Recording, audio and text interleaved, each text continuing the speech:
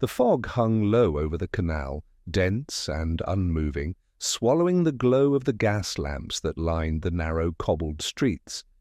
It was just past midnight when Inspector Jules Morel arrived at the Pont de l'Ombre, a lonely bridge spanning the still waters of the Saint-Martin Canal. A small gathering of officers and onlookers huddled at the edge, their murmurs muffled by the heavy mist. Morel pulled his coat tighter around him as he stepped forward. The body lay face up at the center of the bridge, illuminated by the flickering glow of an officer's lantern. A man in his late 50s, his suit still crisp despite the evening chill. His arms were neatly folded across his chest, as if arranged post-mortem. A bullet wound marked the center of his forehead, a clean, precise shot. No blood pooled around him, only a dark patch where his hat had fallen beside him. Morel exhaled sharply, kneeling beside the body. The victim's expression was eerily calm, his lips parted slightly as though about to speak. Death had been instant. The oddity of it struck him immediately. The bridge was narrow, barely wide enough for two carriages to pass at once, and yet no sign of a struggle, no witness had heard a gunshot, and, most bizarrely, no weapon lay near the scene. The killer had vanished as though the night had swallowed them whole. Sergeant Lefebvre, a wiry man with a nose like a beak, cleared his throat. "No one saw a thing, Inspector. The bridge was empty when a passerby found him 10 minutes ago." He gestured to the body. "Looks like a professional." Hit. No casing, no gunpowder burns. Just a perfect shot and a dead man. Morel nodded. The precision spoke of experience, but the setting didn't fit. A professional would choose a secluded place, not the middle of a well-travelled bridge. He glanced over the railings. The canal water was undisturbed, black and bottomless under the night sky. No sign of an escape route. If someone had fired from the bank, the angle would be wrong. If from a passing boat, surely someone would have noticed. And then there was the question of the weapon. Where was it? A uniformed officer stepped forward. "We found his identification." He handed Morel a leather wallet, smooth and expensive. Inside, a business card read, "Émile Verhoeven, antiquarian and collector." Morel recognized the name. Verhoeven owned one of the finest antique shops in Montmartre, dealing in rare books, coins and curiosities. He had connections, plenty of them, some reputable, some not. If this was a robbery, it was an odd one. The wallet was untouched, cash still neatly folded inside. No sign of a struggle, no personal effects stolen. Only the murder itself spoke of intent. And then there was the one peculiar clue, something so out of place it made Morel hesitate. Clutched in the victim's left hand was a small scrap of paper, crumpled tightly in his fist. Morel carefully pried it open, smoothing it against his palm. A single word was scrawled in shaky, fading ink. Argos. The word meant nothing to him, not a name, not a place he recognized. Yet Verhoeven had clung to it, even in death. A dying message, a warning, or simply another layer of misdirection in an already impossible crime. The inspector let the paper slip between his fingers. Somewhere in the folds of this night, the answer lingered just beyond reach. Morel stood, turning the scrap of paper over between his fingers. Argos! The word nagged at him, but without context, it remained an enigma. He glanced toward the darkened streets beyond the bridge, the mist rolling in thick waves over the canal. If this was a message from the dead, what had Verhoeven been trying to say? A gust of wind tugged at his coat as he tucked the note into his pocket. Around him, officers moved with methodical efficiency, measuring the distance from the body to the railings, taking sketches, speaking in hushed tones that did nothing to disturb the eerie stillness of the night. It was all procedure. Necessary, but it wouldn't solve the crime. His eyes swept over the bridge once more, searching for something, anything that felt out of place. And then he saw it. At the far end of the bridge, near the wrought-iron lamp-post, a lone umbrella lay collapsed against the base of the stone railing. A deep navy blue, its handle of polished wood, gleamed under the dim glow of the lanterns. It had been left there hastily, just beyond the pool of light where the body lay. Morel moved toward it, his shoes echoing softly against the damp stones. He crouched, running his fingers over the fabric. Dry. Not a drop of moisture clung to it, despite the evening's humidity. It hadn't been used for shelter. Sergeant Lefebvre appeared at his side, following his gaze. "Looks like someone dropped it in a hurry." Morel nodded but said nothing. It was too deliberately placed, too pristine. If it had belonged to Verhoeven, it would have been near his body, not discarded at a distance. No, this had been left behind, perhaps in the killer's haste, or perhaps as something more deliberate. He stood, glancing toward the mouth of the bridge where a small cluster of bystanders had gathered, drawn by the morbid curiosity that always came with death. A few faces he dismissed immediately, workers, late-night wanderers, but one caught his attention. A woman, her face partially obscured by a dark veil, stood at the very edge of the crowd. Unlike the others, who whispered among themselves, she remained still, her gloved hands clasped before her, shoulders rigid. There was something in the way she held herself, something almost unnatural in her stillness. Morel approached, weaving through the onlookers. As he neared, she lifted her chin slightly as though aware she had drawn his attention. Her voice, when she spoke, was cool and measured. "Inspector Morel." He studied her more closely. A striking woman, early 40s, with sharp cheekbones, and a carefully composed expression. Beneath the veil, he caught the glint of intelligent, watchful eyes. "You know my name," he said. "Most do." Her lips curved just slightly. "Paris is not so large a city." "And you are?" She hesitated, then removed a single glove, extending her hand. "Geneviève Laurent." The name struck a chord, a widow, if he recalled correctly. Her husband, Paul Laurent, had been an art dealer of some renown before his sudden passing 5 years prior. Morel took her hand briefly, noting the smoothness of her palm, hands unaccustomed to labor, but steady, precise. "Do you make a habit of late-night strolls near crime scenes, Madame Laurent?" "Not at all." Her voice remained steady, but he caught the flicker of something in her eyes, an assessment, calculating. "I happened to be passing on my way home and saw the commotion." "A fortunate coincidence," he mused. She tilted her head. "Is it?" Morel let the silence stretch between them. If she felt discomfort, she didn't show it. He glanced toward the umbrella. "Is it yours?" Her gaze flickered to it, just briefly, before she answered.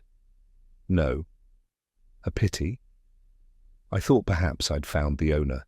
He studied her carefully, but she held his gaze without flinching. "She was good. Too good. Did you know Monsieur Verhoeven?" he asked finally. A pause.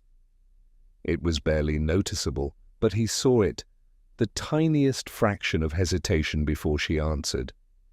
"By reputation." "Only," he smiled faintly. "And what reputation is that?" She returned his smile, but there was no warmth in it. "One of many interests and many secrets, Inspector. I assume you'll be learning them soon enough." With that, she turned, stepping back into the shadows. Morel watched her go, the scent of something floral lingering in the air where she had stood. She was lying, of that he was certain. The question was why. He turned back toward the body, his mind already working. There were too many questions and not enough answers, but the picture was beginning to form, the first hints of deception seeping through the cracks, and somewhere within it all, the word still lingered. Argos. Morel lingered on the bridge a moment longer, his gaze trailing after Geneviève Laurent as she disappeared into the mist. A woman of her stature did not simply stumble upon crime scenes by chance. He had no proof of her involvement, not yet, but the faint hesitation in her answers had been enough to set his instincts alight. She was withholding something, whether out of fear, guilt, or something more calculated, he would soon find out. He turned back to Sergeant Lefebvre, who stood waiting with the patience of a man who knew better than to interrupt his superior's thoughts. "Who found the body?" Morel asked. Lefebvre gestured toward a man standing a few feet away, shifting, from foot to foot, wringing his hands. Thin, balding, and dressed in a threadbare overcoat, he looked like someone who had spent his life lurking at the edges of polite society. A lamplighter, Morel guessed, or perhaps a clerk who had long since lost his way. The man flinched as Morel approached, his eyes darting between the inspector and the body on the bridge. "You were the first to see him?" Morel asked. The man nodded rapidly. "Yes, Inspector. I was walking home from the café on Rue Oberkampf, taking my usual shortcut across the canal. And there he was, just lying there like he had been waiting for me to find him." His voice quivered, his hands twisting together as though he could wring the memory from them. Morel studied him. The reaction was not entirely unusual. Stumbling upon a fresh corpse had that effect on most people, but something about the man's nervous energy seemed excessive. "Your name?" "Henri Bisset." "And did you see anyone else on the bridge when you arrived?" "No, Inspector. The bridge was empty, just the dead man and the fog."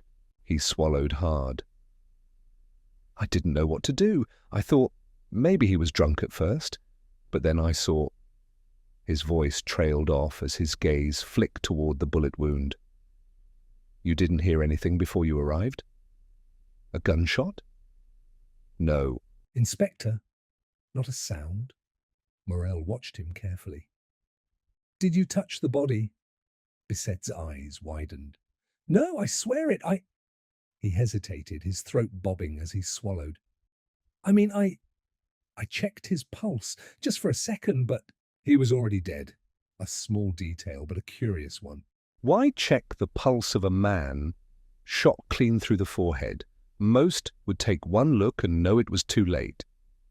Morel made a mental note to revisit that later. "Did you know the victim?" Bisset shook his head. "No, sir. Never seen him before." The lie was easy to spot. A flicker of the eyes, the slight tightening of his jaw. Morel leaned in slightly. "Are you certain?" A pause. Then a quick nod. "Yes, Inspector, I'm certain." Morel let the silence stretch, watching Bisset squirm under the weight of it. He wasn't ready to press harder yet. Instead, he turned away. "That will be all for now, Monsieur Bisset. Don't go far." As Bisset retreated into the shadows, Morel motioned for Lefebvre to keep an eye on him. Then he turned his attention to the next person in line, Madame Clément, the owner of a small bakery on the far side of the canal. A sturdy woman in her 50s, with flour dust still clinging to the hem of her apron, she stood with arms crossed, watching Morel with a mixture of curiosity and impatience. "You were nearby when this happened?" Morel asked. Madame Clément huffed. "I live just there," she said, jerking her chin toward a set of darkened windows overlooking the canal. I was closing up my shop when I saw that poor fool stumble onto the bridge and start shouting for help. I called the police, of course. You didn't hear anything before that? Not a thing, but that doesn't surprise me. She sniffed. This canal swallows sound like a grave. I've seen drunks fall in and drown, and not a soul hears a splash, Morel nodded. The thick fog, the water's still surface. It was possible the gunshot had been muffled, lost to the night. Possible, but unlikely. Did you recognize the man? She hesitated. No, another lie. It was small, but it was there.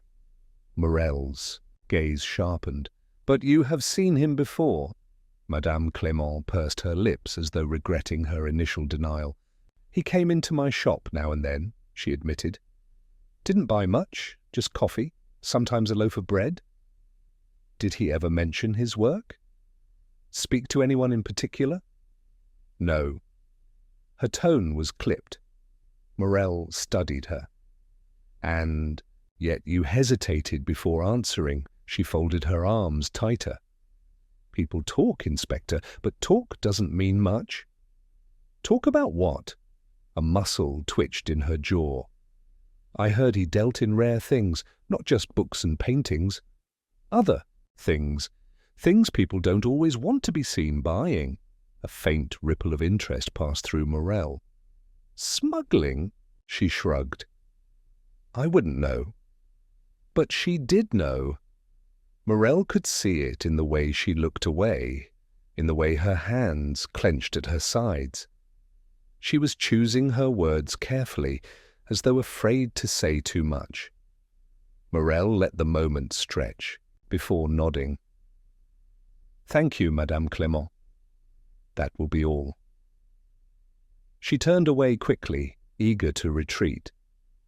Morel watched her go, his mind piecing together the fragments of what he had learned. 2 witnesses, 2 lies. Henri Bisset had known the victim. Madame Clement knew more about Verhoeven's dealings than she let on. Both were afraid, and fear always had a source. Morel turned back to the bridge, his eyes falling once more on the body. On the way, Verhoeven's hands had been so carefully arranged, as if in quiet surrender. The clues were scattered, the truth buried beneath layers of deception. But the picture was forming, and one thing was clear. Whoever had killed Emile Verhoeven had done so with intent, precision, and a knowledge of the canal that few possessed, and somewhere in the tangled web of secrets, the name Argos waited to be understood. Morel stood on the bridge, the damp night pressing in around him, his mind sifting through the tangled web of deception that had begun to take shape. Every suspect had a reason to lie, but none had yet offered a clear path to the truth. Henri Bisset had known Verhoeven. He was certain of it. Madame Clement feared speaking too freely. And then there was Geneviève Laurent, whose presence near the crime scene had been too deliberate to ignore. But motives were never simple, and Morel knew better than to rush toward easy conclusions. He pulled his coat tighter against the night air and turned toward Lefebvre, who had been quietly observing from a few paces away. Where did Verhoeven Live? Lefebvre consulted his notebook. A small apartment on Rue Saint-Martin, not far from here. Then that's where we go next. The journey was short, the mist clinging to the narrow streets as they wound through the quiet district. The building was unimposing, its stone facade worn by time, the shutters on the upper floors drawn tight. Lefebvre knocked, and after a moment, an elderly concierge shuffled to the door, peering at them with wary eyes. Emile Verhoeven, Morel said. We need to see his apartment. The concierge exhaled slowly, nodding as he unlatched the door. 3rd floor, end of the hall. They climbed the narrow staircase, their footsteps echoing in the stillness. At the top, Morel pressed the door, open, stepping into a space that was sparse yet deliberate in its arrangement. The air was thick with the scent of old paper and something faintly metallic. A desk stood by the window, its surface scattered with books and notes. A single oil lamp cast flickering shadows over the walls. Morel moved to the desk, running his fingers lightly over the open pages. Literature, history, philosophy, but among them something stood out. A ledger, its spine cracked with use. He flipped it open, scanning the columns of names and figures. Some transactions were straightforward, purchases of rare books, sales of antiquities, but others were vague, cryptic. His eyes landed on an entry near the bottom of the page. Geneviève, Laurent, 3,000 francs, Argos, the name struck like a hammer. He traced the letters with his fingertip. What had Verhoeven given her, or what had she given him? And why had he felt the need to record it so precisely? Lefebvre, who had been scanning the room, called out from the corner. "Inspector, have—" And look at this. Morel turned to find Lefebvre holding a small, leather-bound case. Inside, nestled in a velvet lining, was a delicate brooch in the shape of an owl, its eyes set with tiny sapphires. Exquisite, expensive, and completely out of place in Verhoeven's otherwise modest surroundings. Morel's mind clicked through the possibilities. A payment, a gift, or a message? He snapped the case shut and slipped it into his pocket. "We're paying Madame Laurent a visit." By the time they reached her home, the hour was creeping toward dawn. The grand townhouse was silent, its windows dark, but a single gas lamp burned near the entryway. Morel rapped twice against the heavy wooden door. A long pause, then the sound of footsteps. The door cracked open, revealing Geneviève, her hair loosely pinned, a silk robe drawn around her. Her expression did not register surprise. "Inspector," Morel stepped forward, his gaze unwavering. "You lied to me." She studied him for a moment before sighing softly. "About what exactly?" He pulled the ledger from his coat, turning it so she could see the entry. 3,000 francs, Argos, your name." A flicker of something, annoyance perhaps, crossed her face. Then she stepped aside, motioning them in. The sitting room was elegant but subdued, the air perfumed with something faintly floral. She moved to a small sideboard, pouring herself a measure of brandy before turning back to him. "You think this proves something?" "I think it proves you had dealings with Verhoeven," Morel said. "And I think you weren't entirely honest." "About it?" She sipped her drink. "Fine. Yes, I knew him. He procured things for me, books mostly, occasionally something more valuable. Like an owl brooch." Her hand froze for a fraction of a second before she set her glass down. "So you found it." "What does it mean?" She sighed, sinking into a chair. "It belonged to my husband. It went missing years ago." Morel studied her. "And Verhoeven had it?" A slow nod. "He contacted me last week. Said he'd found something of mine. I didn't ask where or how. I just paid for its return." 3,000 francs, Morel murmured. Genevieve's lips pressed into a thin line. "It was worth more than money." Morel leaned forward slightly. "Where did he get it?" "I don't know." She was lying again. He could see it in the slight tension in her shoulders, the way her fingers curled against the armrest. But pressing too hard now would only make her retreat further. Instead, he changed his approach. "What is Argos?" For the first time, her composure cracked.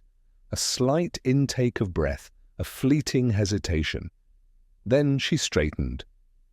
"You truly don't know." "Enlighten me." She exhaled slowly, as if weighing her words. Argos was a network, a name whispered in circles that dealt in things better left unseen: smugglers, thieves, collectors. Verhoeven wasn't just a bookseller, Inspector. He brokered secrets. Morel absorbed this. It made sense, too much sense. And what was his role? He connected people, she said simply. For a price. And you? Her gaze held his.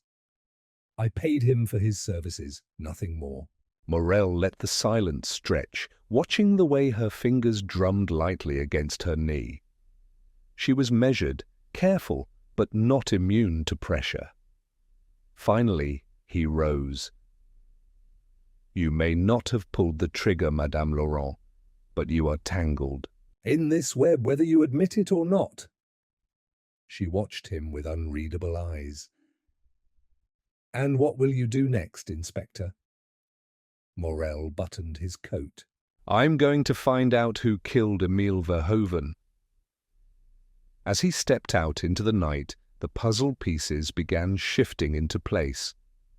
Verhoeven had been more than a seller of rare artifacts. He had been a broker of secrets, and that had made him dangerous. Dangerous enough for someone to silence him, and in the heart of it all, the word Argos pulsed like a heartbeat, waiting to be unraveled. The following evening, the newspapers screamed of triumph. Bookseller's murder solved, local thief arrested. The name beneath the headline was one Morel recognized, Henri Bisset. The young man who had sworn, wide-eyed, that he barely knew Emile Verhoeven now sat in a holding cell, accused of murder. Morel held the paper between his fingers, scanning the rushed conclusions drawn by the police. A stolen artifact from Verhoeven's shop had been found in Bisset's possession. A witness, one of the dock workers, claimed he had seen Bisset near the bridge on the night of the murder. The pieces seemed to fit neatly together, too neatly. Morel's first instinct was irritation. The prefecture was eager for closure, desperate to stamp this case shut before it unraveled into something more dangerous.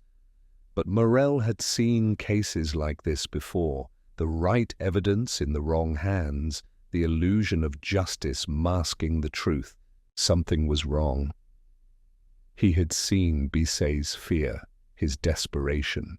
The man was a liar, certainly, but not a killer. Pushing his coffee aside, he rose from his chair and left the café, heading toward the station. Lefebvre met him in the corridor, his face dark with frustration.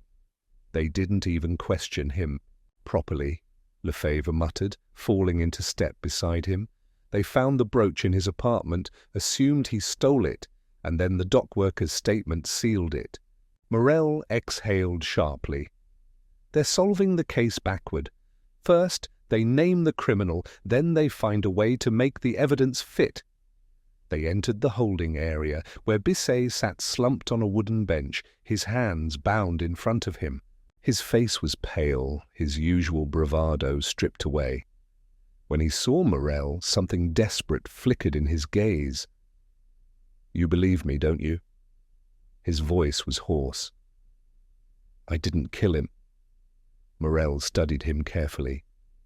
"The police found the owl brooch in your possession. I swear I didn't steal it. I bought it.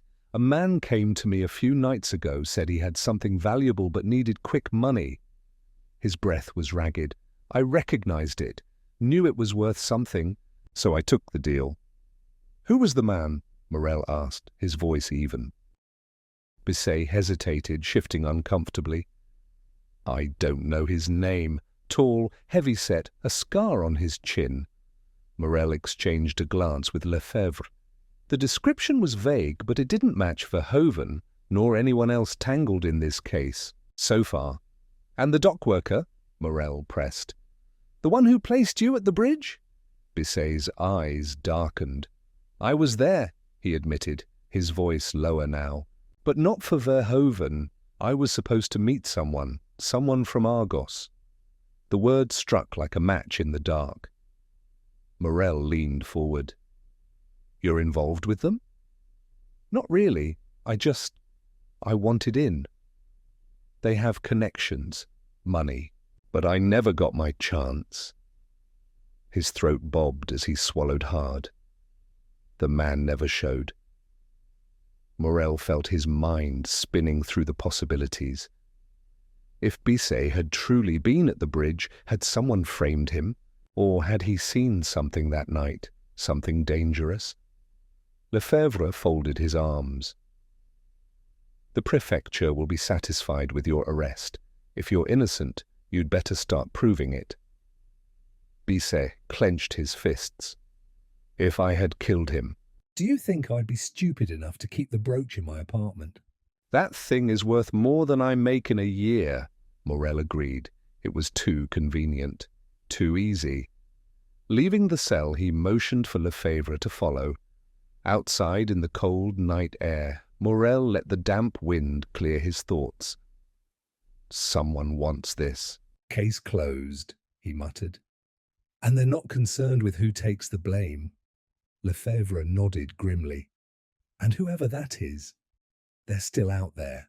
Morel spent the night sifting through case files, his small apartment filled with the scent of old paper and strong coffee. The owl brooch was the key. It had been stolen from Verhoeven, that much was certain, but had it been taken before the buyer? Murder or after? If after, then the true culprit had deliberately placed it into Bisset's hands, knowing it would lead the police straight to him. Lefebvre arrived just after dawn, his coat damp from the lingering mist. He dropped a bundle of files onto Morel's table with a heavy thud. "You're not going to like this," he muttered. Morel looked up. "What is it?" "The brooch," Lefebvre said, rubbing a hand over his tired face. "It's not the first time it's been stolen." That got Morel's full attention. He straightened in his chair, flipping open the file. The name at the top sent a slow ripple of recognition through him. Gérard Laurent, a notorious art smuggler, active nearly 2 decades ago. Morel had studied his work in the academy, the way he moved stolen goods across Europe with a network so carefully woven that the police had spent years trying to unravel it. Eventually, Laurent had been arrested, but not before his associates had vanished into the shadows. Morel frowned. "Laurent is dead." "Yes," Lefebvre confirmed. "Died in prison 7 years ago, but some of his old crew are still around." He pointed to a faded photograph in the file. "Recognize him?" Morel's gaze landed on a familiar face, one with a distinct scar along the chin.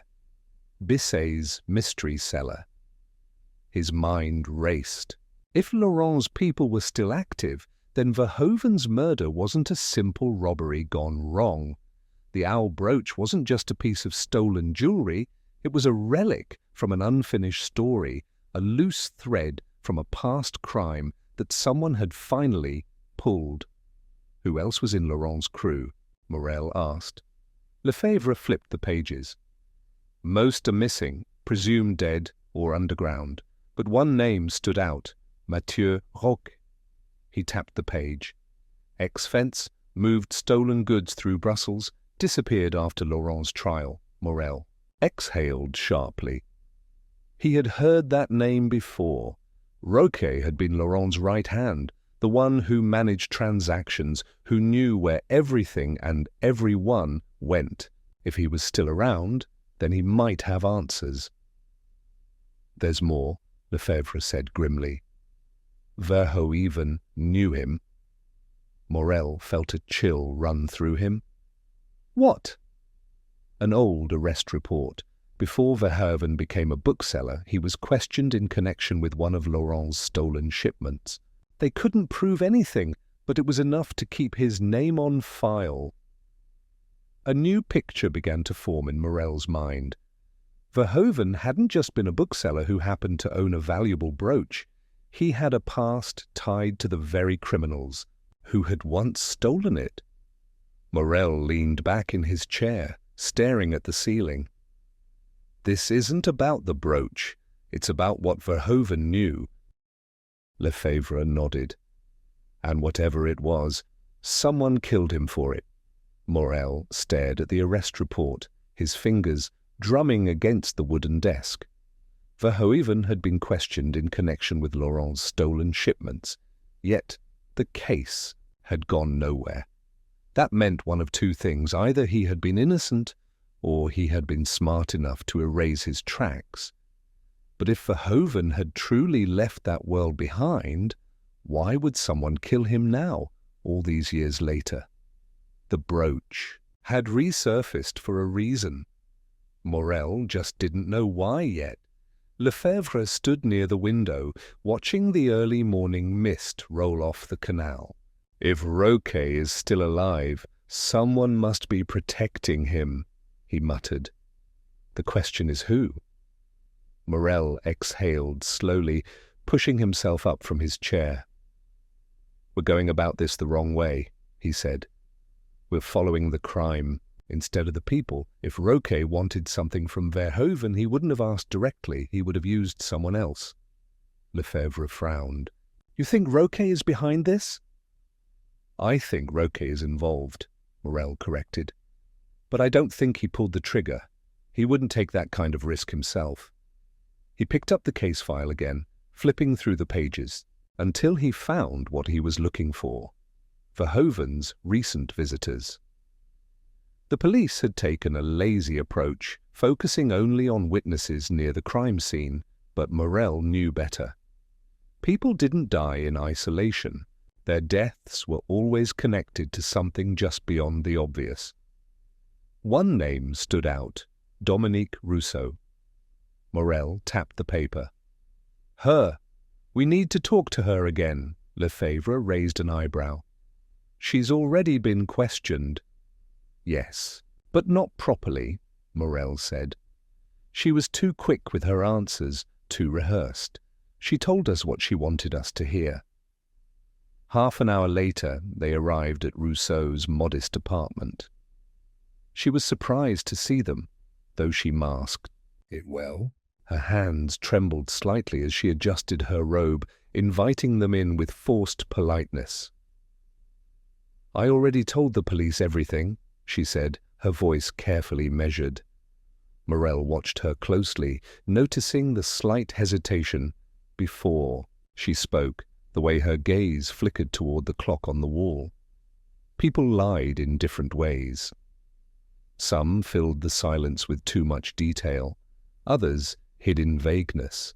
Rousseau was the latter.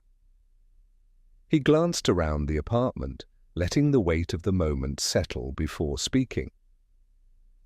"You were one of the last people to see Verhoeven alive," she nodded. "Yes, I went to return a book. We spoke for a few minutes. Then I left." "A book," Morel echoed, stepping closer to the small shelf near her window. He ran a finger along the spines, pulling out a worn volume at random. "What kind of book?" Rousseau hesitated. "Just something about art history." Morel flipped through the pages absent-mindedly before setting the book down. "Strange," he murmured. "Because I checked Verhoeven's records. He didn't lend out any art history books recently." Rousseau's breath hitched, a barely perceptible sound. "I must have been mistaken."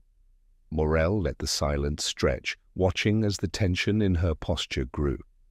Then he played his hand. "There's something else I found strange," he said, conversationally. "We spoke to Henri Bisset. He mentioned something curious. A man with a scar on his chin selling stolen goods." He paused, tilting his head slightly. "You wouldn't happen to know anything about that, would you?" Rousseau's eyes widened, but she caught herself quickly shaking her head. "I don't know anything about stolen goods." "No, of course not," Morel said smoothly. "But you do know Roquet." This time she flinched. It was subtle, but it was there. A crack in the facade. Lefebvre stepped in.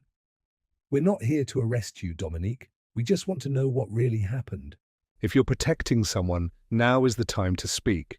Her hands tightened into fists, her nails pressing into her palms. For a moment it seemed like she might deny it again, but then her shoulders sagged. "I didn't know what they were planning," she said, her voice barely above a whisper. "I swear." Morel leaned in slightly. "Who?" She swallowed hard. "Roque, and another man. I don't know his name.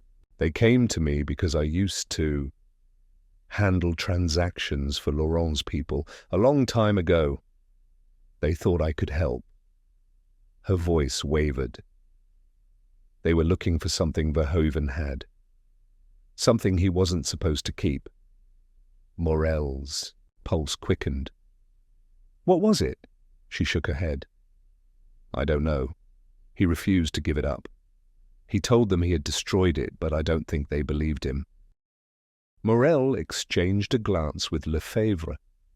This wasn't about money. It never had been. Verhoeven had been holding on to something dangerous, and whatever it was, it had gotten him killed.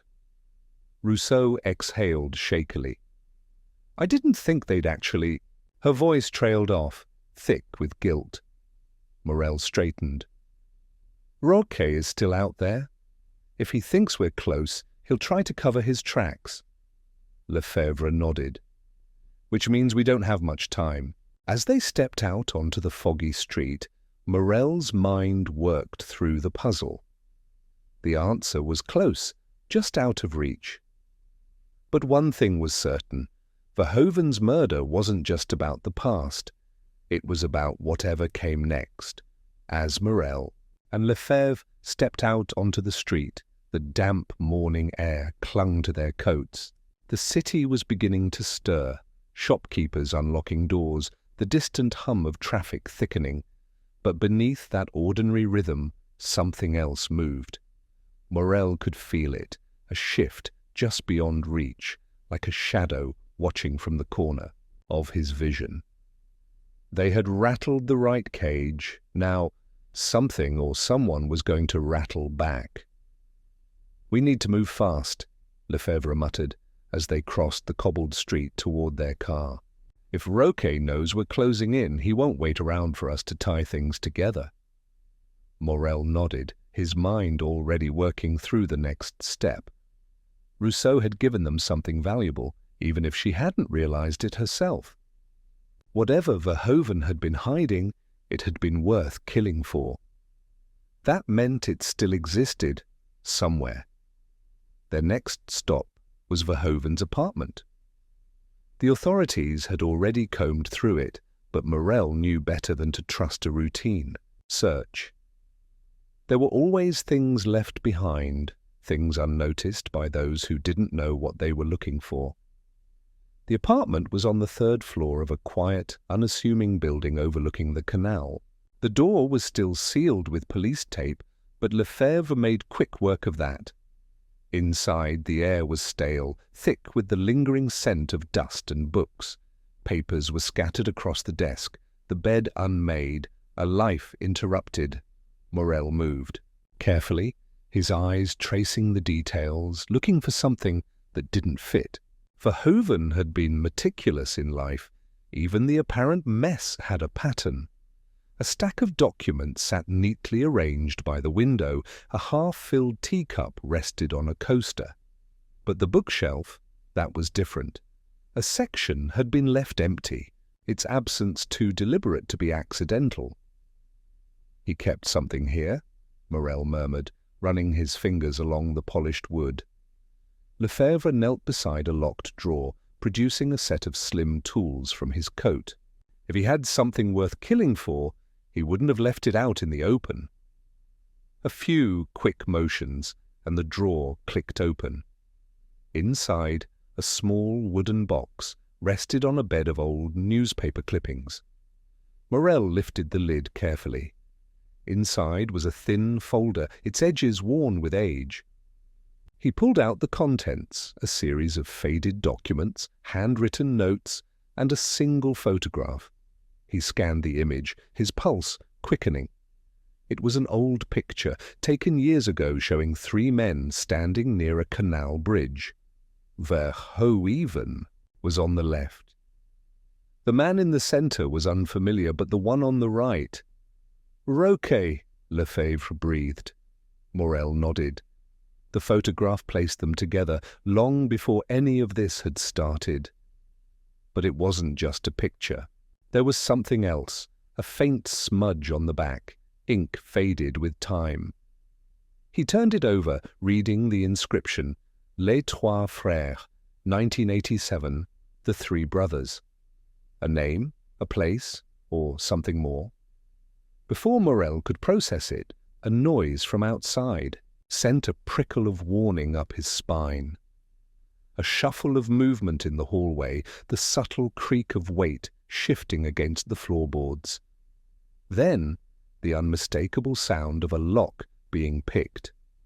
Morel's gaze met Lefebvre's in silent understanding. They had been followed.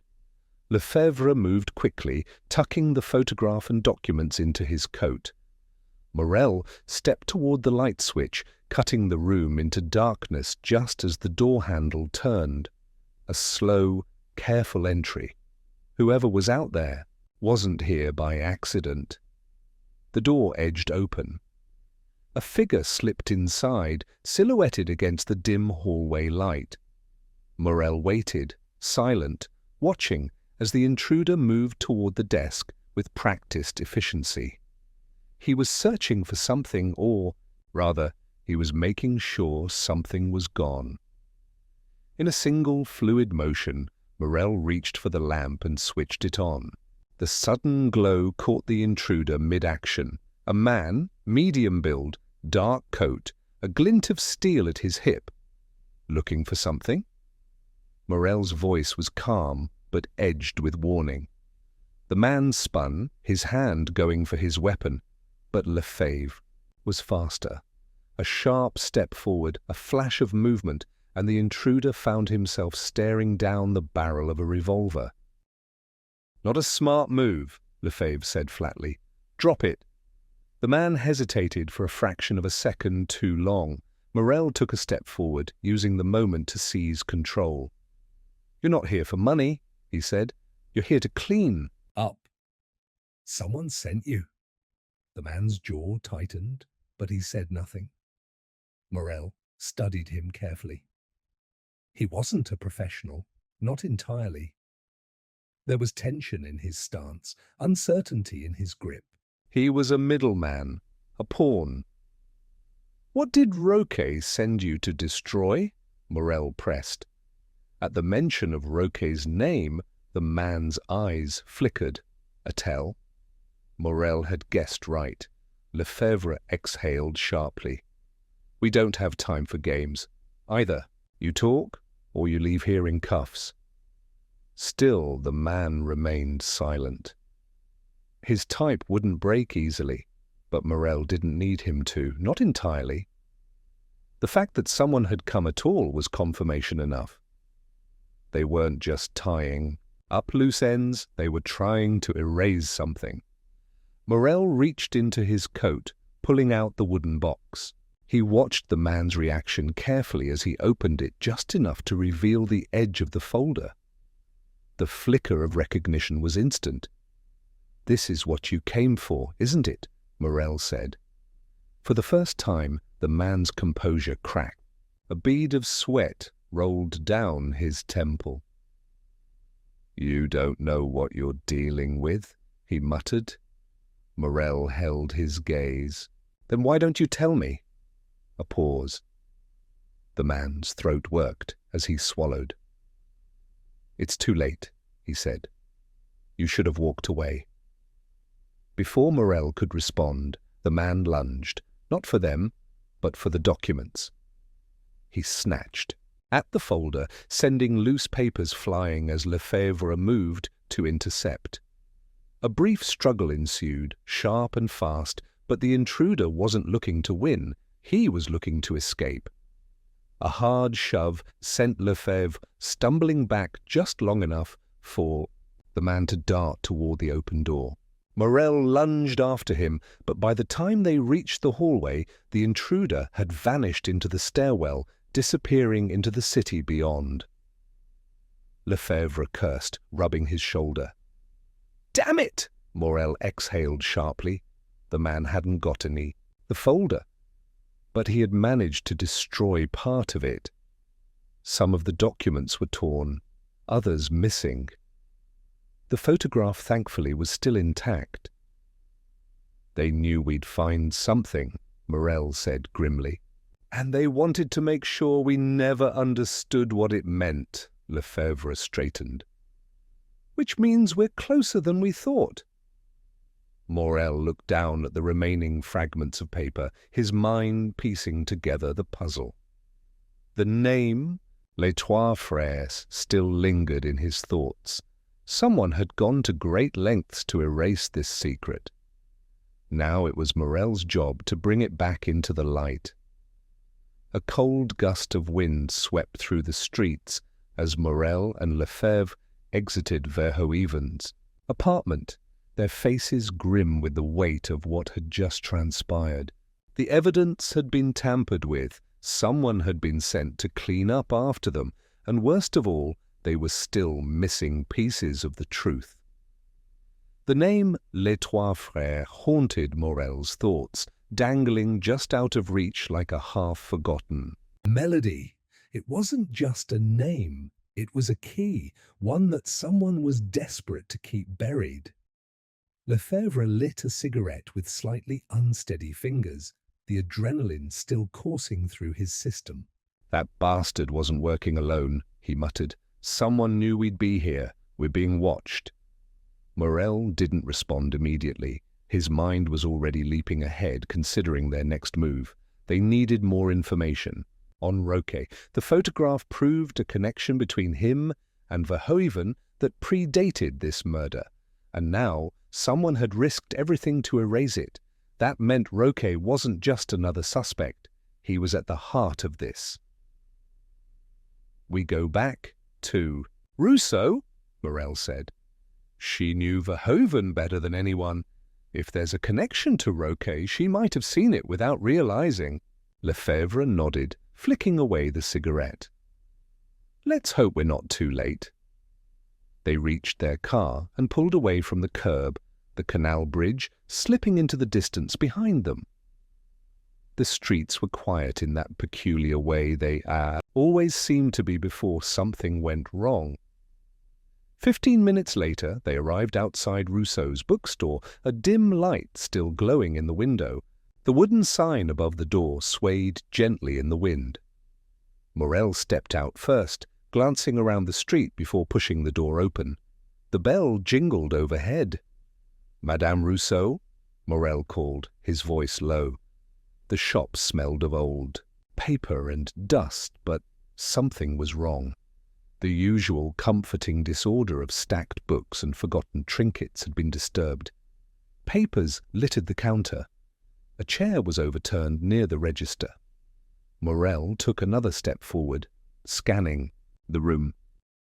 Then he saw it. A hand, just barely visible behind the counter. His pulse quickened as he rounded the corner and crouched beside her. Rousseau lay sprawled across the wooden floor, her hair fanned out, her face pale. A deep gash marred the side. Of her head, blood pooling beneath her temple. Lefebvre swore under his breath. "She's still breathing." Morel pressed 2 fingers to her wrist. Weak, but there. She was unconscious, but alive, for now. He turned her head slightly, spotting the bruising around her jaw. Someone had struck her hard, but the injury at her temple suggested she had hit something when she fell. Lefebvre pulled out his phone and dialed for an ambulance. Morel's eyes scanned the shop again. This wasn't a robbery. It was too precise, too targeted. The cash register hadn't been touched. The only thing that seemed disturbed were the papers on the counter. Someone had been searching for something, and when Rousseau had interrupted, they had silenced her. Then his gaze landed on the bookshelf near the door. One of the shelves was slightly ajar, revealing a narrow gap behind it. Morel moved toward it instinctively, fingers running along the wood until he found the mechanism. A faint click, and the shelf swung open slightly, revealing a hidden compartment. Inside was a single book. He pulled it free, his fingers brushing over the worn leather cover. The title had long since faded, but when he opened it, he understood why someone had come looking for it. The first page contained a handwritten note for Verhoeven. "Keep it safe." Morel turned the pages carefully. Tucked between them was another photograph, this one older, more fragile. It showed 3 young men standing outside a small cafe. The same 3 men as before, Verhoeven, Roquet, and the unidentified third man. But this time there was writing beneath the image. Les Trois Frères, 1987. Saint-Michel, Saint-Michel. A place. Morel's stomach tightened.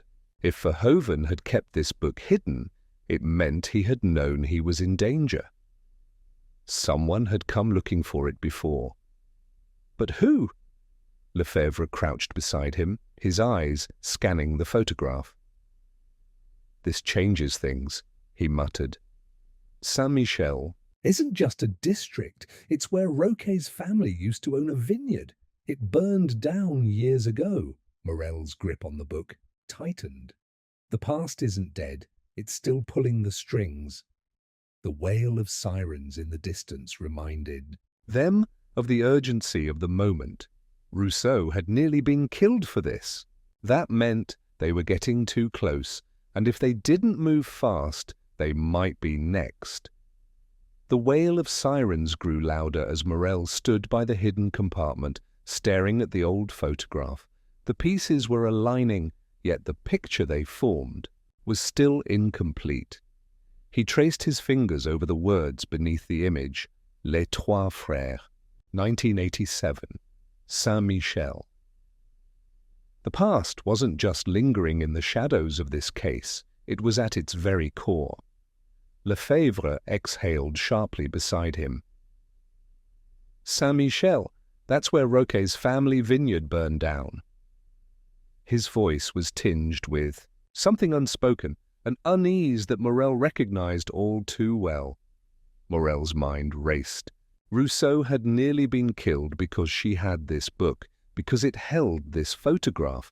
That meant whoever had come for her knew its significance. Someone was still trying to erase history. The paramedics rushed in, breaking the moment. Morel stepped back as they assessed Rousseau, checking her vitals before securing her onto a stretcher. The lead medic gave a quick nod. "She's stable, but she took a nasty blow. We'll know more once we get her to the hospital." Morel barely acknowledged him. His focus was already shifting. Something about this attack nagged at him, not just the timing, but the execution. It had been rushed, reckless. The assailant had left her alive. Why? If someone had been willing to kill Verhoeven, why hesitate now? His gaze swept the bookshop, landing on the scattered papers behind the counter. He crouched, sifting through them. Receipts, notes, invoices for old book orders, nothing immediately relevant. But then he spotted something that made him pause. Name, scrawled hastily on the back of a crumpled envelope. Jacques. It was underlined twice. Lefebvre saw it too. Jacques, he murmured. Could be a first name, could be a surname. Morel's pulse quickened. Or it could be him. Lefebvre frowned. Who? Morel tapped the old photograph. The third man, the one with Verhoeven and Roquet. We never identified him, but if Rousseau knew... He glanced toward the stretcher where the medics were wheeling her out. She wrote this down for a reason. Maybe she remembered. Lefebvre's expression darkened. If that's the case, then whoever attacked her knew she was close. They exchanged a look. Time was slipping away. Morel pocketed the envelope, grabbed the book, and rose to his feet. Need to find Jacques. The station was quiet when they returned, the air thick with the scent of stale coffee and damp wool. Morel placed the photograph on his desk, staring at it as Lefebvre dug into the archives. The name was too vague for an immediate match, but if they could cross-reference it with old records from Saint-Michel, they might find something. Lefebvre returned half an hour later, a file in hand. He tossed it onto the desk. Found something. A Jacques Fontaine, born in Saint-Michel. His family owned a small vineyard, but he disappeared in 1987. Morel's breath stilled. The same year as the fire, Lefebvre nodded. And get this, Fontaine wasn't just some farmhand, he was Roquet's cousin.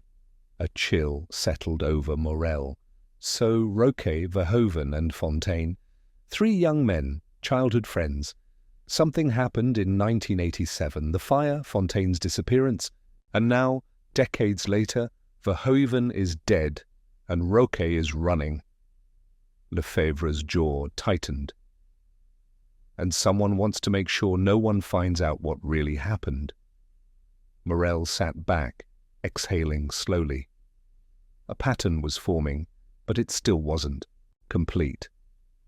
He reached for the photograph again, eyes scanning every detail. The background, the angle, the expressions on their faces. Something about it felt familiar, but he couldn't place it. Then, like a key turning in a lock, it clicked. His hand froze over the image. The cafe in the background. The sign above the door, partially obscured but still readable. Morel's voice was low.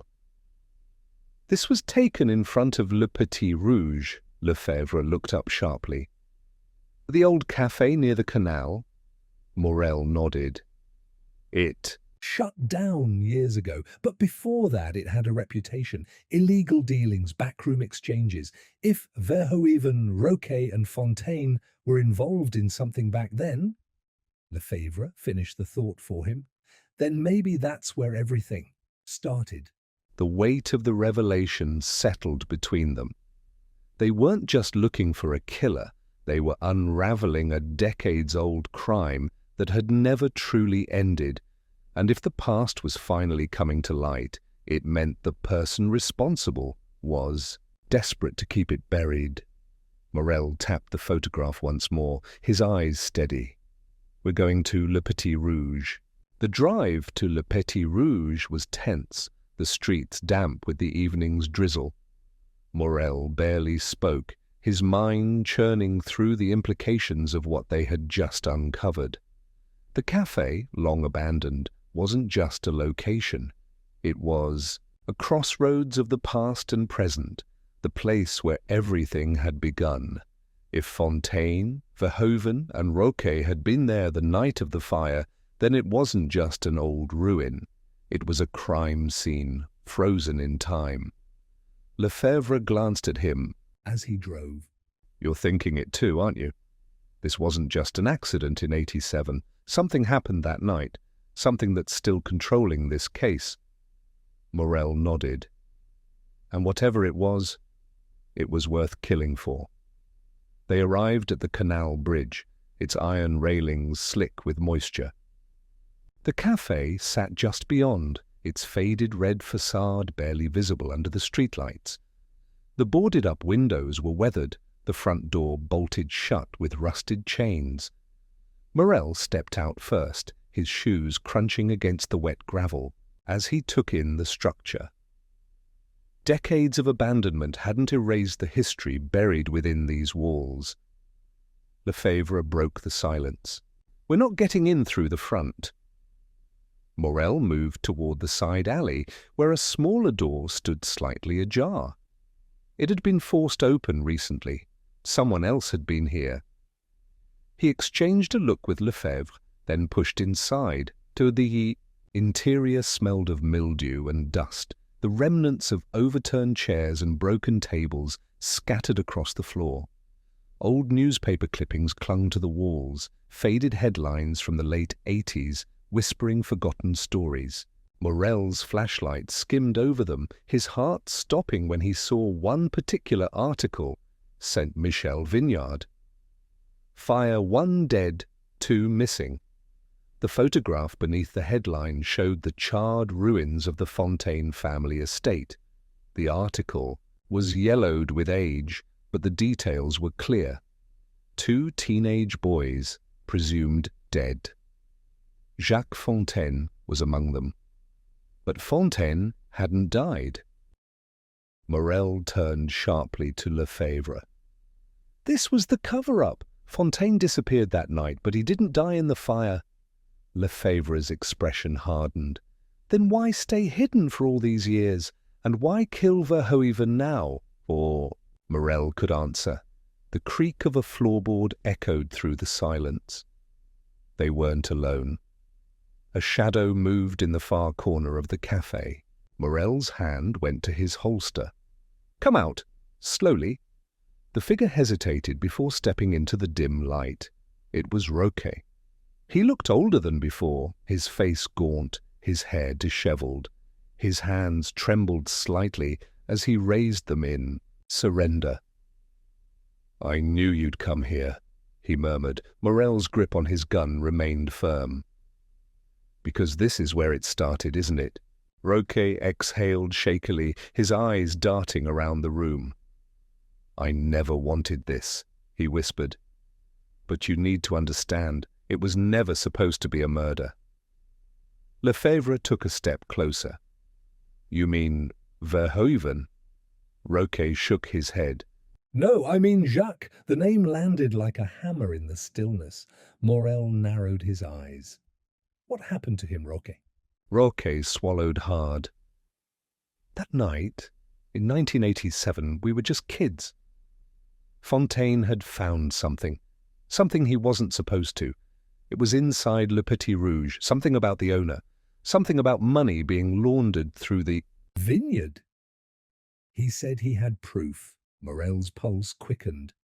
And Roquet's voice dropped to a whisper. Verhoeven panicked. He didn't mean to push him so hard. He shut his eyes for a long moment.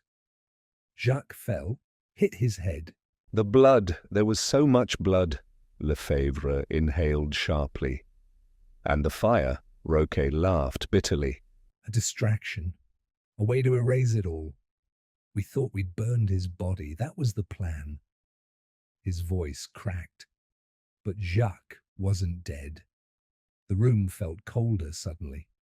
Morel's mind raced, the implications slamming into him all at once. Jacques Fontaine had survived the fire, and now he was back. Morel took a step closer, lowering his voice. "Roquet, if Fontaine lived, if he's the one behind this, where is he now?" Roquet's breathing was uneven. "I don't know. But if he's cleaning up the past—" He hesitated, then looked Morel dead in the eye. "Then I'm next." A gust of wind rattled the broken windows. Somewhere outside, the canal waters lapped against the stone. Morel clenched his jaw. Fontaine had waited years to reclaim his name, his vengeance.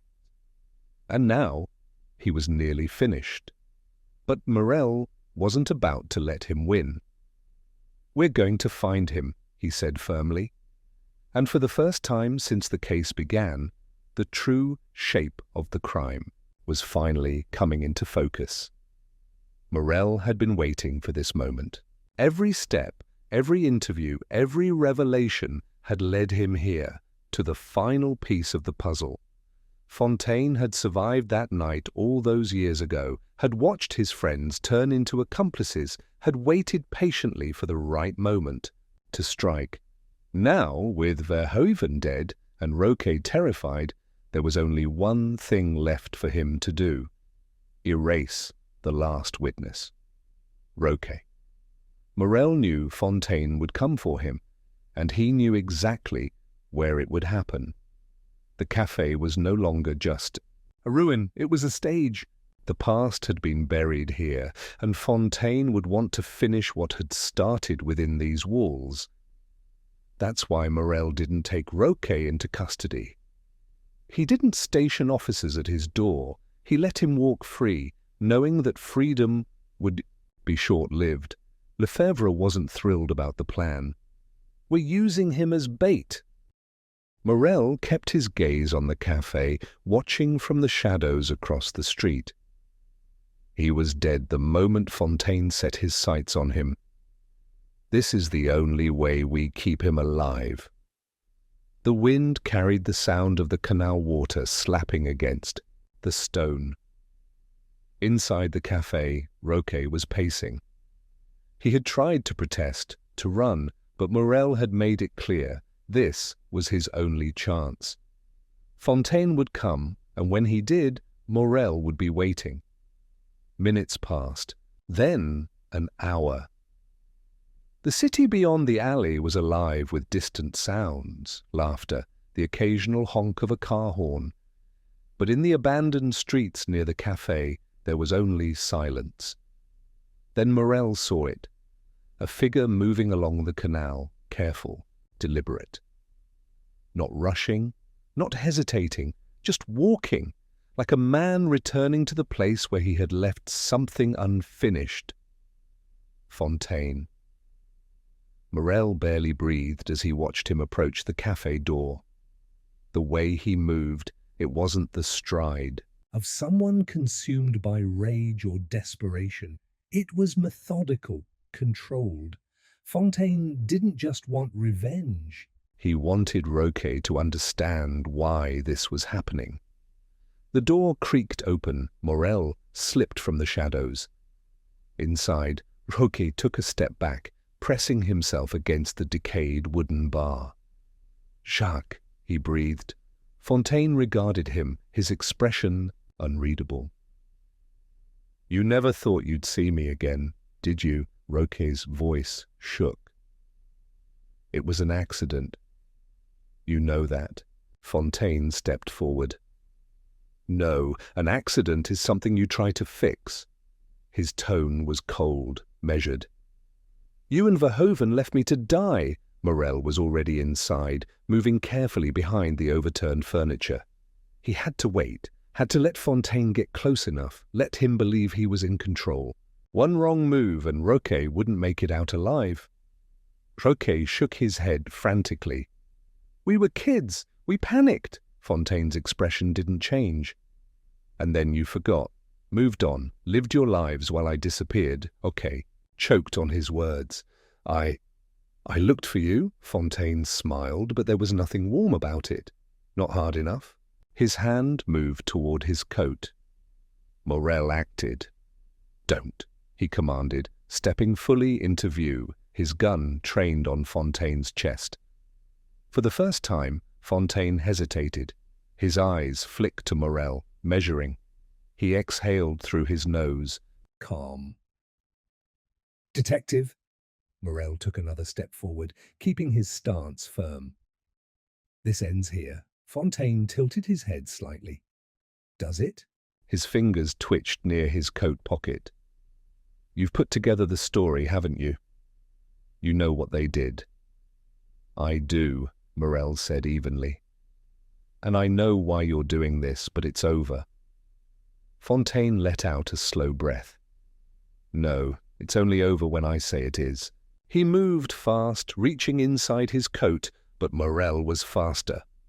One shot rang out. Fontaine staggered back, gripping his shoulder, his hand slick with blood. His gun, small, easily concealed, clattered to the floor. He swayed, his breath coming in sharp bursts as he pressed a hand against the wound. Lefebvre stormed in from the side entrance, gun raised, but Morel already knew the fight was over.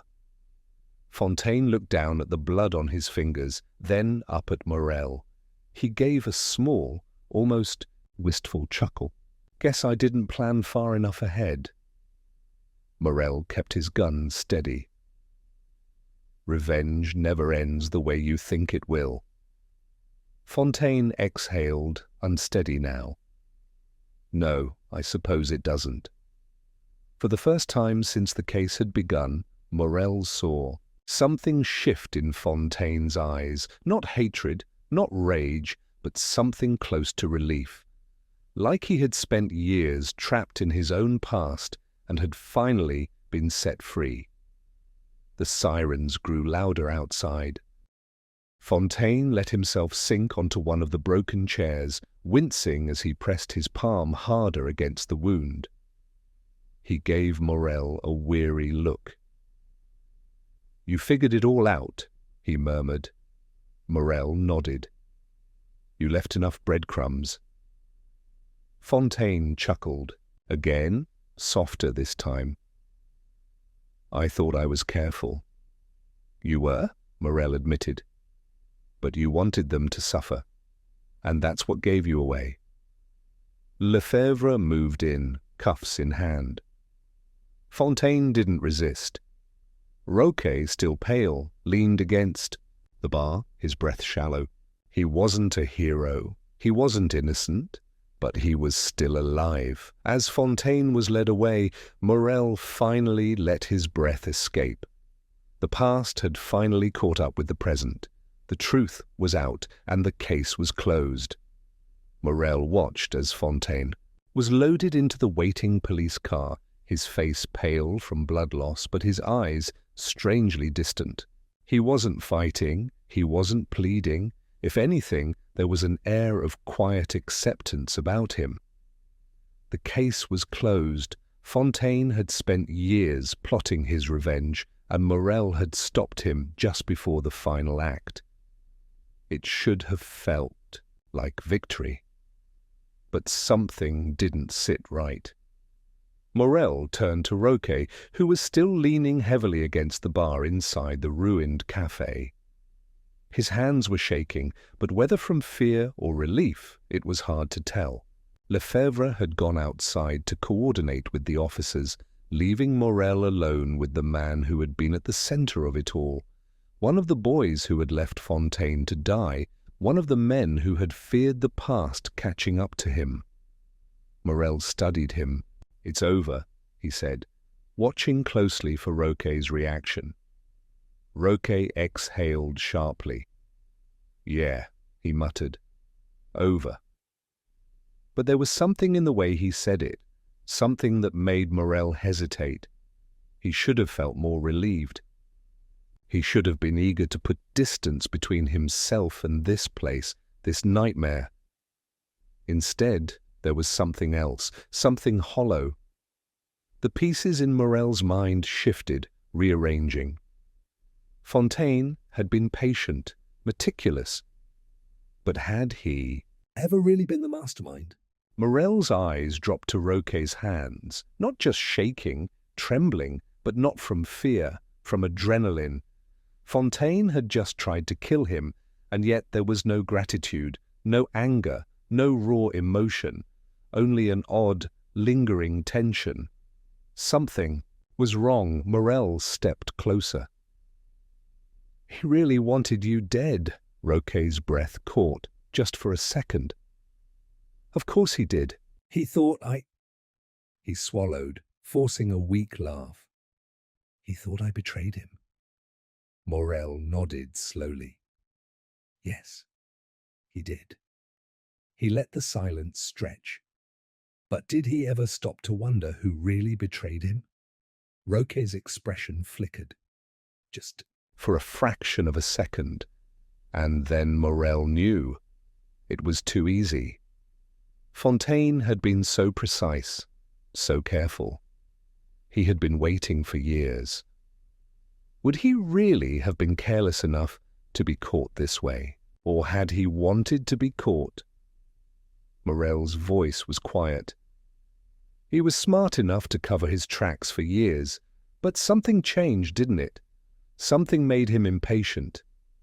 He stepped even closer, his voice lowering. "Tell me, Roquet, who sent him that letter?" Roquet's breath hitched, because someone had tipped Fontaine off about Verhoeven, someone had given him the push to act now, and Fontaine had played the game perfectly, until he hadn't. He had left a trail. He had wanted Morel to find him. Morel's blood ran cold. He wanted to get caught. Roquet's mouth opened, but no words came out. Morel barely breathed, because he knew what would happen next. Outside, the police car had started to pull away. Morel's stomach dropped. He spun toward the door. "Stop that car!" he shouted. Lefebvre, just outside, turned sharply at Morel's voice, but it was already too late. The explosion ripped through. The night, a violent burst of fire and metal. The blast wave knocked Morel back into the café, sending Roquet stumbling to the floor. The heat seared his skin, the ringing in his ears deafening.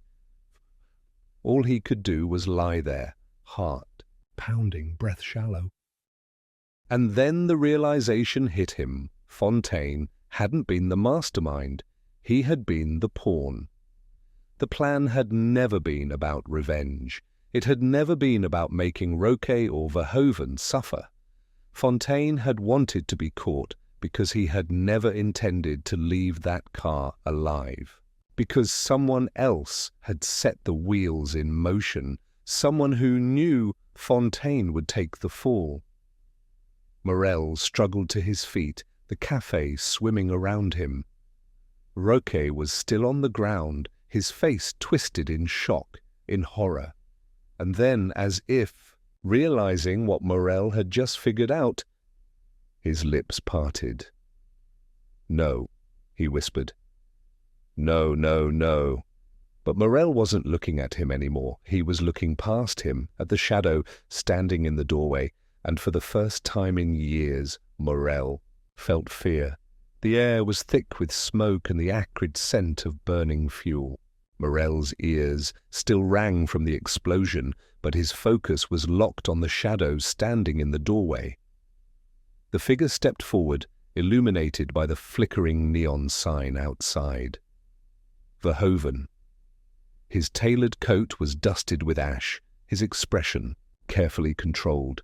Not a flicker of surprise at the wreckage outside, not a single bead of sweat despite the tension gripping the room. He was composed, too composed. Roquet scrambled to his feet, his breath coming in short, panicked gasps. "You—" Verhoeven tilted his head, a faint smirk curling at the edges of his lips. "Now, Roquet, I expected better from you. Fontaine certainly did." Morel's pulse hammered against his ribs. It was all coming together, the final puzzle piece sliding into place with sickening clarity. Fontaine hadn't been the mastermind. He'd been the weapon, a blunt instrument set loose by someone else, and that someone had been standing right, in front of them the entire time.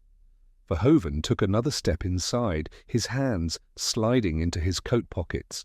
"Oh, you're both looking at me as if you didn't see this coming," he mused. "Detective, I would have thought you would have figured it out sooner." Morel kept his stance firm, ignoring the sting of his bruised ribs. "Fontaine wasn't the real threat," he said slowly, testing the waters. "You fed him just enough information to make him act. You wanted him desperate, and when he finally took the bait, you made sure we caught him." Verhoeven exhaled softly, as if indulging. A slow-witted student. "Come now, Morel. Fontaine was a loose end, and loose ends need to be tied up." His eyes flicked toward the burning wreckage outside. "Preferably permanently." Roquet's voice was hoarse, barely above a whisper. "You set him up," Verhoeven let out a quiet chuckle. "He set himself up. All I did was provide a little encouragement." He took another step forward, his polished shoes clicking softly against the tiled floor. "You see, Fontaine was never going to stop. He was obsessed with the past. With you, Roquet." His gaze flicked toward Morel. And well, I couldn't allow that, could I? Morel tightened his jaw. You knew he'd try to kill Roque. You wanted that to happen, but more than that, you wanted us to catch him first. His mind raced, tracing the web Verhoeven had spun. You needed him to take the fall for everything, so when Fontaine died, the case would be closed and you'd walk away clean. Verhoeven gave a slow, measured nod. Now that is detective work. Outside, sirens wailed. The police were scrambling, the blast drawing in more officers than before. If Morel was going to act, it had to be now. Unfortunately, Verhoeven sighed, this conversation has run its course. His hand moved. Fast. Morel reacted on instinct. He lunged forward just as Verhoeven reached inside his coat. A glint of metal flashed in the dim light. A gun.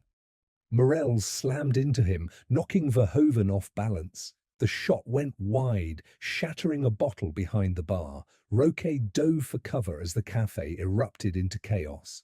Morel wrestled for control, but Verhoeven was stronger than he looked, his movements quick, precise. Verhoeven twisted, using Morel's own momentum against him, shoving him back hard. Morel hit the edge of the bar, pain flaring up his spine. Verhoeven leveled the gun at him.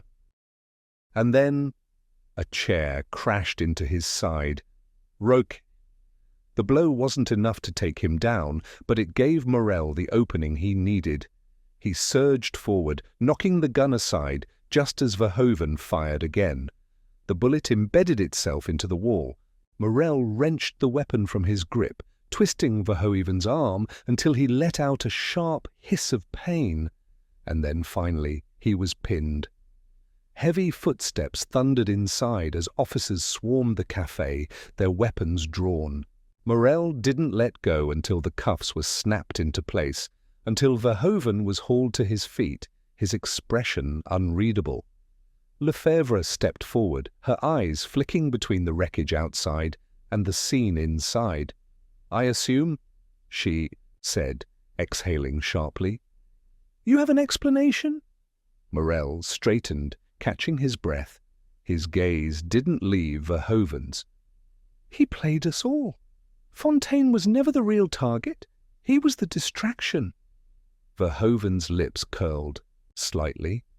Even in cuffs he still carried himself like a man in control. Roque let out a shaky breath. "You killed him just to clean up your mess." Verhoeven turned his head slightly, regarding Roque with mild amusement. "No, Roque," he said. "I killed him because he was inconvenient," Lefebvre signaled to the officers. "Get him out of here." As Verhoeven was led away, Morel felt the weight of the entire case settle over him. Fontaine had been consumed by revenge, but in the end he had only been a pawn in a far more calculating game. Verhoeven had played everyone perfectly, right, up until the moment he hadn't. Justice had been served, or at least part of it. Because as Morel stood there, watching Verhoeven disappear into the back of a police car, he couldn't shake the feeling that this wasn't over. Not yet, Morel watched. As the police car carrying Verhoeven disappeared into the night, the red and blue lights casting fleeting shadows along the wet pavement.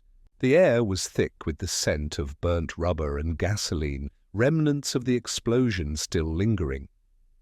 Around him, officers worked methodically, taking statements, marking evidence, wrapping up what should have been a closed case.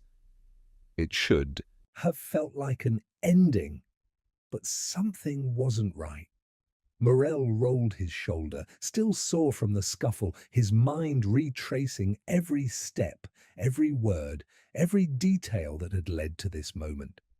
Verhoeven had played the long game, orchestrating Fontaine's downfall, covering his tracks with precision, and yet, as composed as Verhoeven had been, as smug and calculating as he presented himself, there was something off, a loose thread. He turned to Roque, who was seated on the cafe's last intact chair, his hands trembling slightly as he lit a cigarette. His eyes were distant, hollow, as if he were still processing the weight of it all. Morel took a slow step toward him. "You good?" Roque let out a humorless chuckle, exhaling smoke into the cold air.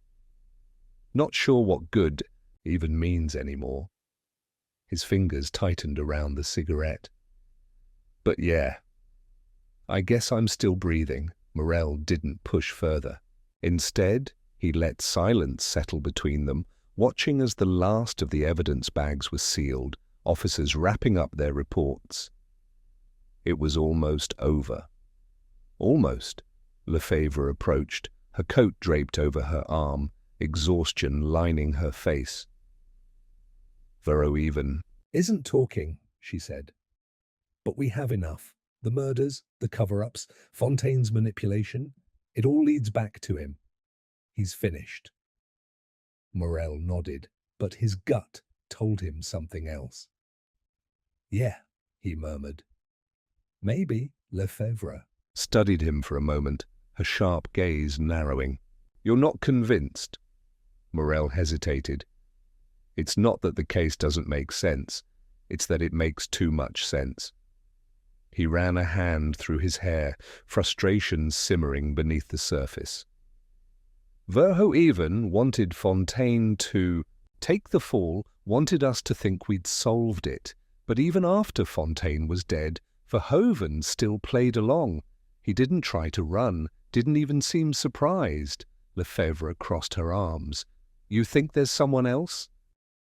Morel wasn't sure. That was the problem. The pieces fit, but the picture they formed felt wrong. "I think Verhoeven was always 3 steps ahead of us," he admitted. "And I don't like the idea that he suddenly got sloppy." Lefebvre exhaled through her nose. "Maybe he knew there was no way out." "Maybe," Morel said, but the words felt empty. Roque flicked his cigarette to the ground, grinding it under his heel. What if he wanted to be caught? The thought sent a chill down Morel's spine. He looked at Roque, the gears in his mind turning. Lefebvre scoffed.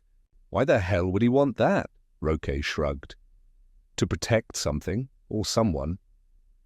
His voice was quiet, but the weight of it hung in the air. Morel's pulse quickened. He turned back toward the scene, scanning everything with new eyes. What had they missed? What detail had been right in front of them? And then he saw it. A small evidence bag placed neatly on the hood of a squad car. Inside, a key. Morel moved before he fully understood why, his feet carrying him toward the bag. He picked it up, examining the small, unremarkable piece of metal. "What's that?" Roque asked, stepping beside him. Morel's mind was racing.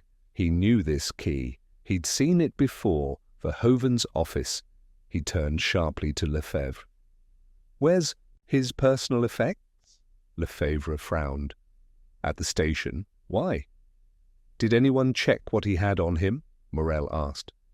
"I mean, really check?" Lefebvre's expression shifted, her exhaustion giving way to something else. Concern. "We inventoried everything," she said. "His watch, his wallet, a couple of documents." "What documents?" Morel pressed. She shook her head. "Bank statements." A lease agreement for a storage unit? Morel's heart skipped. Where? Lefebvre blinked. What? The storage unit? Morel said, his grip tightening on the evidence bag. Where is it? Lefebvre pulled out her phone, scrolling through. The report. After a few seconds, she found it. Rue de Marseille, Unit 47. Morel was already moving. Roque fell into step beside him. "You think whatever's there is what he was protecting?" Morel didn't answer. He didn't have to, because deep down he already knew the mystery wasn't over, not yet.